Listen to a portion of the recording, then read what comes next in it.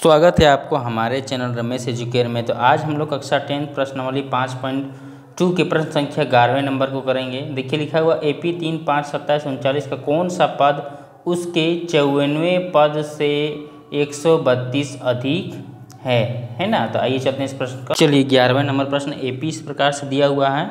आगे प्रश्न पूछा है कि ये 54वां पद है ना, ए 54वां पद से कितना अधिक है 132 है ना। तो पहले ए 54 का निकालेंगे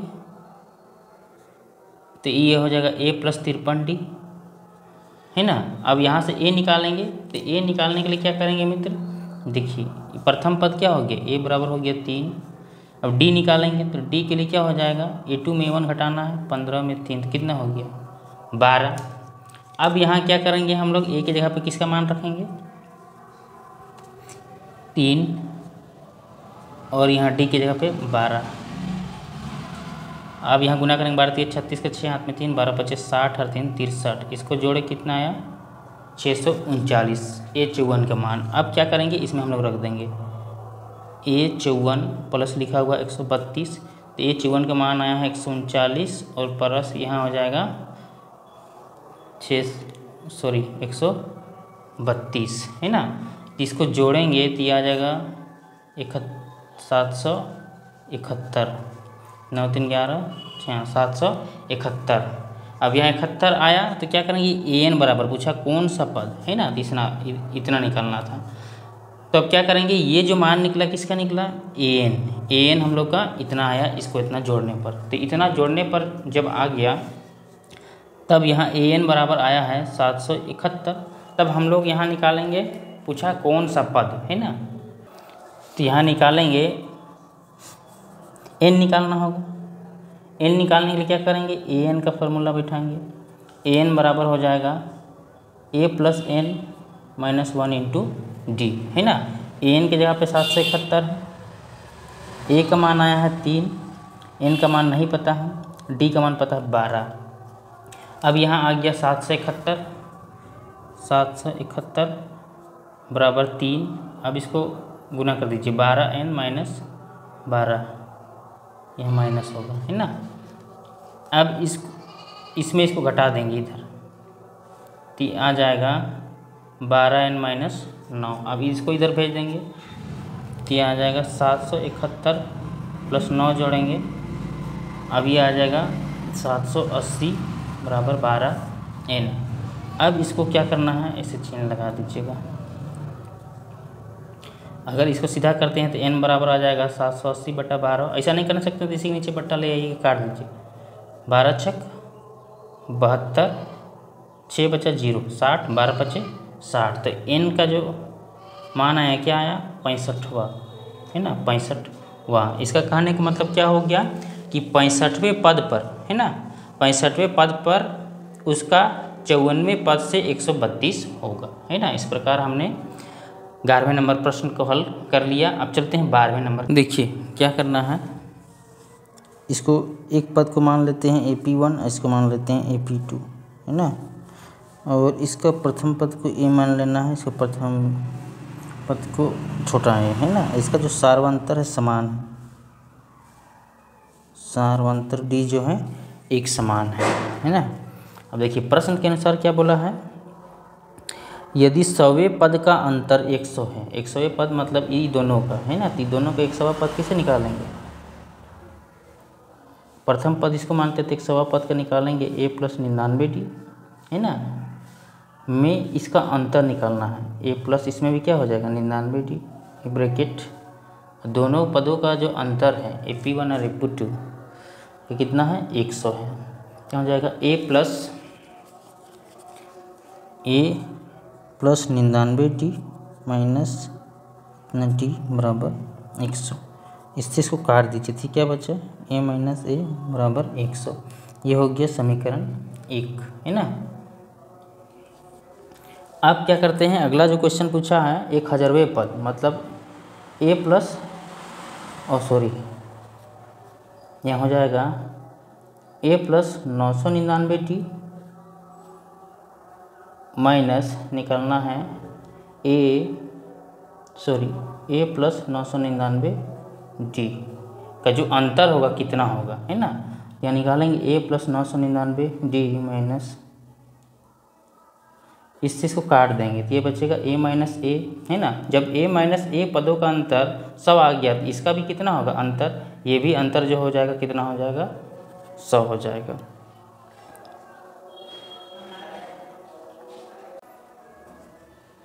देखिए 13वां नंबर प्रश्न क्या बोला है, 3 अंकों वाली कितनी संख्याएं 7 से विभाज्य है। तो ये चलते हैं इस प्रश्न का हल करते हैं। पहले लिखिए 3 अंकों वाली संख्या, है ना, कौन कौन होगा, एक तो 100 होगा और लास्ट कितना हो सकता है 999। अब इसमें कैसे जानेंगे 7 से विभाज्य होगा, तो लिखेंगे 7 से विभाज्य वाली संख्या, 7 से विभाज्य वाली संख्या।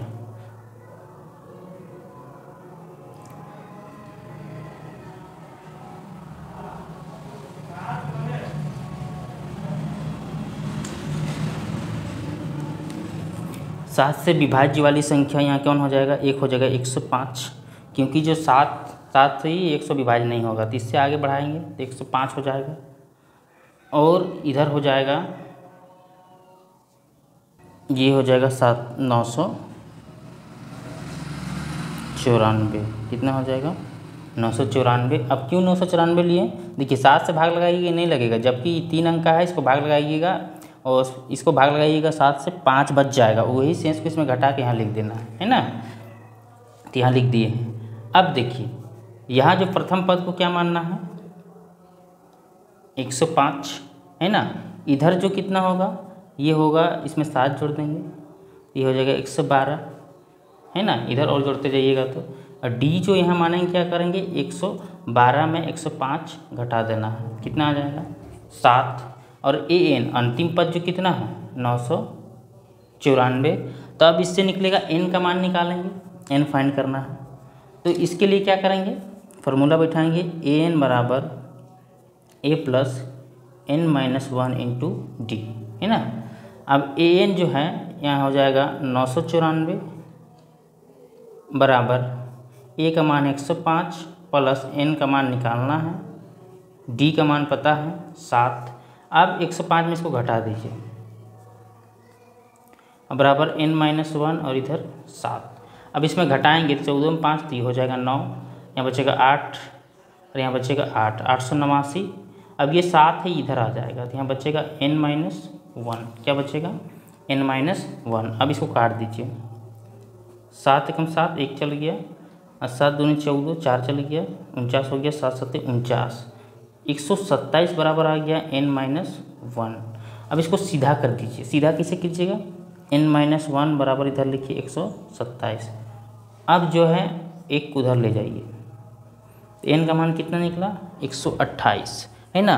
तो ये जो 3 अंकों वाली जो संख्या थी उनके बीच में 7 से विभाज्य होने कितनी संख्याएं हैं तो 128। इस प्रकार हमने 13वें नंबर प्रश्न का हल कर लिया। 2 नंबर प्रश्न है 10 और 250 के बीच में 4 के कितने गुणज हैं।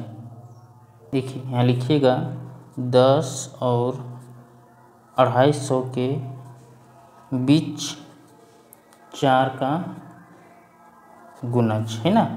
तो 10 और 250 के बीच में कौन कौन होगा, 12 होगा, है ना, और 16 होगा, 20 होगा, और लास्ट 250 मतलब कितना जाएगा 248। 4 का गुणज यानी जो 4 से भाग लग जाता होगा पूरी तरह से, है ना।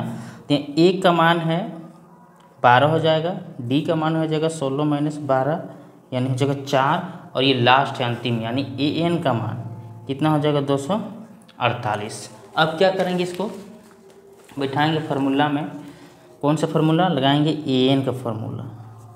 तो ए एन बराबर हो जाएगा a plus n minus 1 into d. A का मान है 12, एन का मान है कितना, एन निकालना है, और डी कितना है 4, और ए एन का मान दिया हुआ था 248।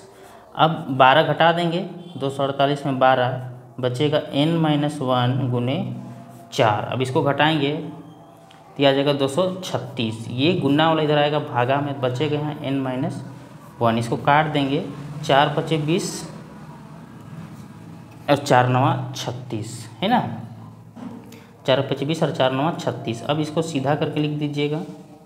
ये जो 59 है इसको इधर इतना लिखने के बाद n बराबर आ जाएगा 59 + 1, मतलब ये कितना आया 60, है ना।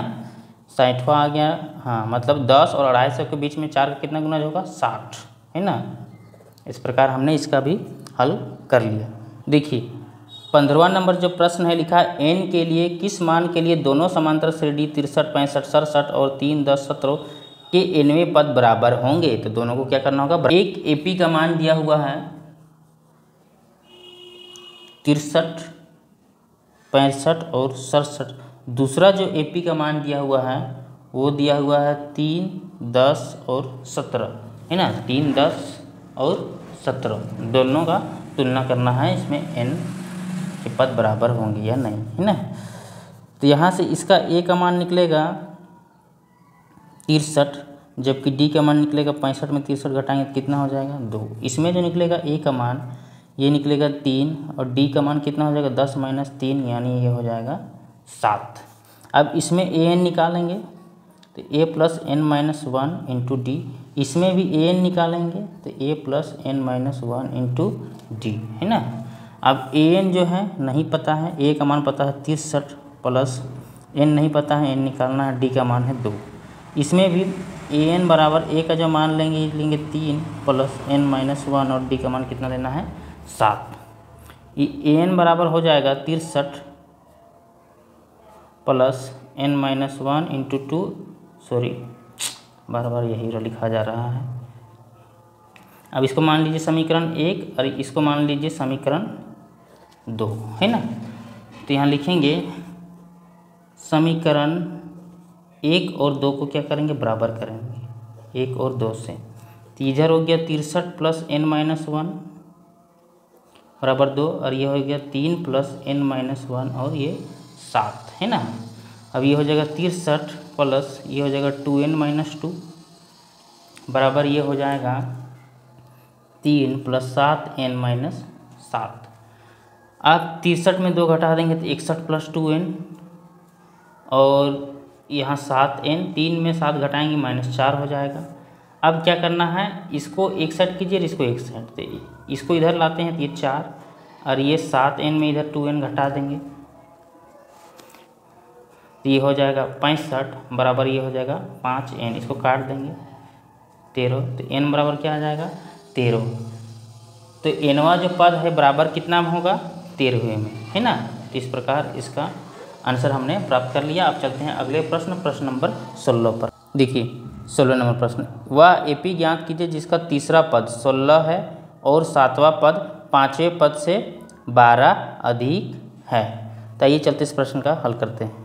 प्रश्न में लिखा हुआ है 16वां नंबर में कि तीसरा पद क्या है, A3 कितना है 16 दिया हुआ है। एक पूछा है A जो 7वां पद है 5वें पद से क्या है 12 अधिक है, 12 अधिक, है ना। ये जो 7वां पद है 5वें पद से 12 अधिक है ना। इसको क्या करेंगे A7 मतलब A + 6D और A प्लस हो जाएगा 4D प्लस क्या हो जाएगा 12। अब इसको इधर लाएंगे तो माइनस में हो जाएगा, कट जाएगा। 6D में 4D क्या करेंगे घटा देंगे तो बराबर इधर क्या बचेगा 12। 2D बराबर क्या हो जाएगा यहाँ 12, काट देंगे ये 6 हो जाएगा। तो D का मान कितना निकला मेरे मित्र 6 निकला, है ना। तो अब क्या करना है, अब ध्यान से देखिए, इतना हो जाने के बाद अब यहाँ से निकालेंगे हम लोग A3 बराबर जो 16 दिया हुआ है A + 2D 16, 2 के जगह पे D के जगह पे रखना क्या है 6 और इधर 16। तो A का जो मान आएगा, देखिए A का जो मान आएगा वो आएगा 16 में क्या घटाएंगे 12 तो कितना आया 4। तो ये जब 4 आ गया और D जब 6 है तो हम इसका AP निकालेंगे, है ना। AP पद निकालेंगे तो पहला पद जो निकलेगा A1 जो निकलेगा, A1 क्या निकलेगा यही जो 4 है।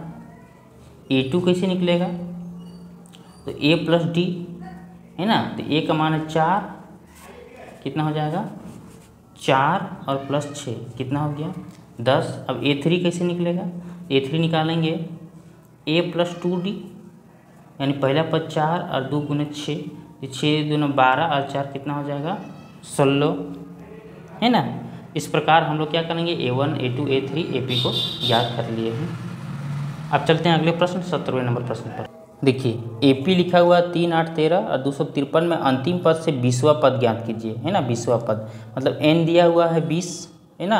अंतिम पद से तो यही इसका क्या हो जाएगा, प्रथम हो जाएगा, यानी A हो जाएगा 253, है ना। तो ये चलते हैं, तो यहाँ लिखेंगे A बराबर अंतिम पद से, तो ये हो जाएगा 53 और D निकालेंगे तो पहले माइनस लगा लेंगे, तो 8 में 3 कहेगा अंतिम से निकाल रहे हैं, तो ये हो गया -5 और n का मान दिया हुआ कितना 20। अब हमको निकालना क्या है A + n - 1 × D। A का मान है 253 प्लस n का मान है 20 -1, और यहाँ जो अंतर आया है कितना आया है -5, है ना। जब इतना अंतर आ गया 253, इसको गुना करेंगे 19 में -5, तो 253 में आएगा 19 × 5 = 95, इसको घटाएंगे तो 158, है ना। तो 20वें अंतिम पद से 20वां पद जो क्या होगा, ये होगा 158। इस प्रकार हमने प्रश्नावली 5.2 के सभी प्रश्नों का हल अच्छी तरह से कर लिया है। वीडियो को कंप्लीट देखने के लिए आप हमारे चैनल को लाइक कीजिए, कमेंट कीजिए, सब्सक्राइब कीजिए। धन्यवाद।